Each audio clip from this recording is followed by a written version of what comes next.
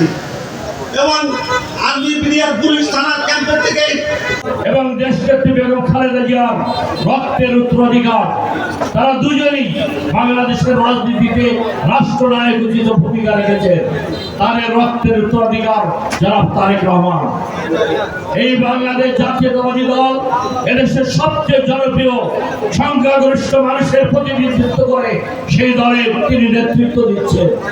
জনাব তারেক রহমানের হাতে রয়েছে জাতীয়তাবাদী আদর্শের পতাকা, এদেশের মানুষের গণতন্ত্র, স্বাধীনতা, সার্বভৌমত্বের পতাকা।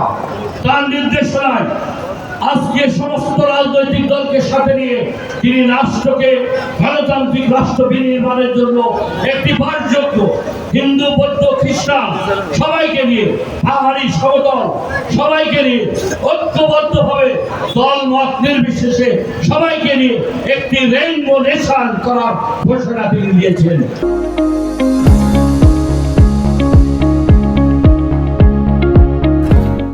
একত্রিশ দফা কর্মসূচিতে আপনারা পড়ে থাকলে দেখতে বুঝতে পারবেন সেই ৩১ দফা কর্মসূচি একটি কল্যাণমূলক রাষ্ট্র। সেখানে কোনো ভেদাভেদ থাকবে না, কোনো ধর্মীয় বিভাজন থাকবে না।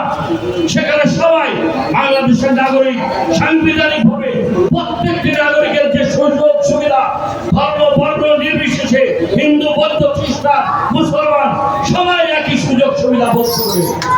কেউ কখনো অন্যায় অবিচারের শিকার হতে পারবে না। এই ঘোষণা আমাদের তারেক রহমান সাহেব দিয়েছেন। অন্যায় অবিচারের শিকার হতে পারবে না। এই ঘোষণা আমাদের তারেক রহমান সাহেব দিয়েছেন।